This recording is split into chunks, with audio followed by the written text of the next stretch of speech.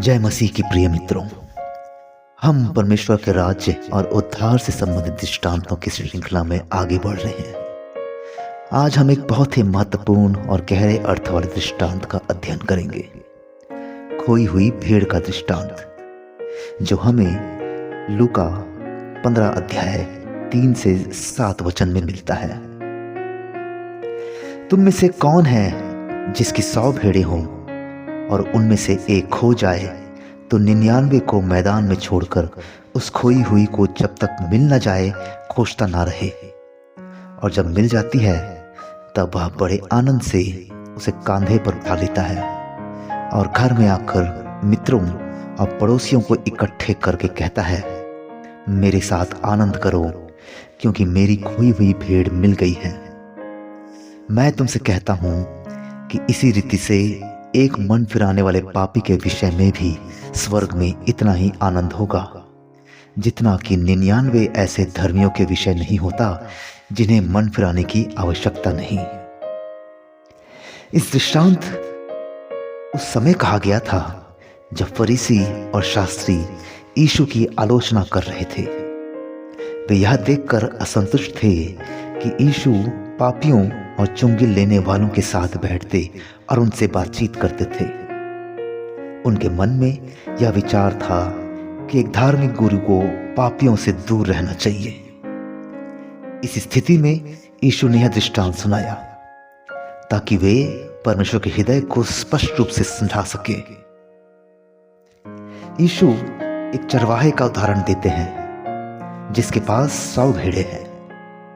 उनमें से यदि एक भेड़ खो जाती है तो वह 99 भेड़ों को जंगल में छोड़कर उसे खोई हुई भेड़ को ढूंढने निकल पड़ता है, और वह तब तक खोजता रहता है जब तक वह उसे पा नहीं लेता।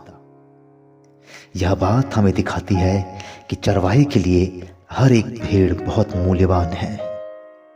वह यह नहीं सोचता कि 99 तो सुरक्षित है, इसलिए एक के खो जाने से कोई फर्क नहीं पड़ता।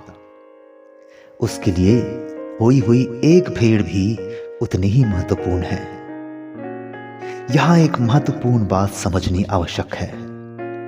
जब कहा जाता है कि चरवाहा 99 भेड़ों को जंगल में छोड़ देता है, तो इसका अर्थ यह नहीं है कि वह उन्हें लापरवाही से असुरक्षित छोड़ देता है।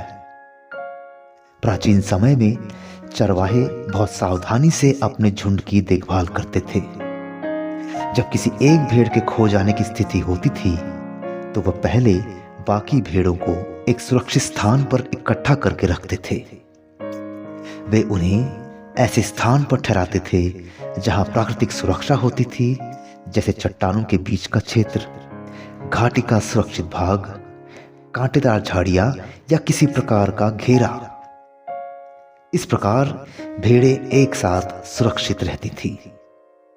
सामान्यतः जंगली पशु किसी एक अलग पड़े भेड़ पर आक्रमण करना आसान समझते हैं, जबकि एक साथ खड़े पूरे झुंड पर हमला करना उनके लिए कठिन होता है।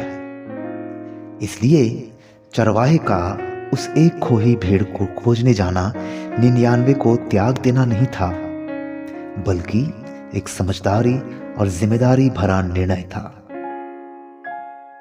जब चरवाहा खोई हुई भेड़ को पा लेता है तो वह उसे डांटता नहीं है, बल्कि प्रेम और आनंद के साथ उसे अपने कंधे पर उठाकर वापस लाता है।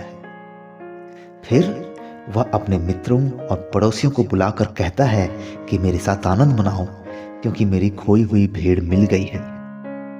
यह दृश्य हमें परमेश्वर के प्रेम और करुणा का सुंदर चित्र दिखाता है। इस दृष्टांत के द्वारा यीशु हमें बताते हैं कि परमेश्वर का हृदय कैसा है। परमेश्वर केवल धर्मी लोगों से ही प्रेम नहीं करता, बल्कि वे उन लोगों को भी खोजता है जो उनसे दूर हो गए हैं। खोई हुई भेड़ उस मनुष्य का प्रतीक है जो पाप के कारण परमेश्वर से भटक गया है, और चरवाहा मसीह का प्रतीक है जो खोए हुए को खोजने के लिए आया। इस दृष्टांत का एक गहरा आत्मिक सत्य यह है कि उद्धार मनुष्य के प्रयास से नहीं बल्कि परमेश्वर की पहल से शुरू होता है। भेड़ स्वयं रास्ता खोजकर वापस नहीं आती, बल्कि चरवाहा उसे खोजता है और वापस लाता है। इसी प्रकार परमेश्वर स्वयं खोए हुए मनुष्य को खोजते हैं, पाप में गिरे हुए मनुष्य को ढूंढते हैं और उसे अपने पास वापस लाते हैं।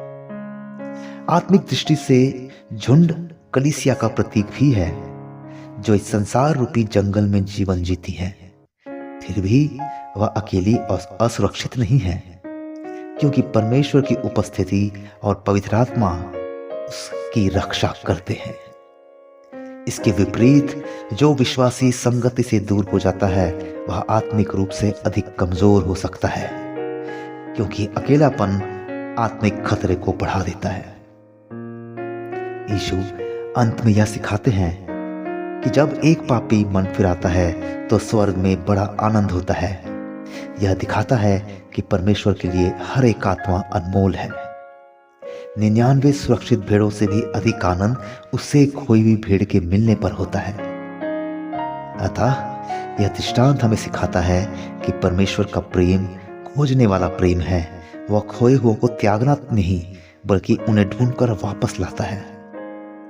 सच्ची आत्मिक समृद्धि इसी में है कि हम उस अच्छे चरवाहे के साथ जुड़े रहें, उसके झुंड में बने रहें और उसके प्रेम और सुरक्षा के अधीन जीवन व्यतीत करें।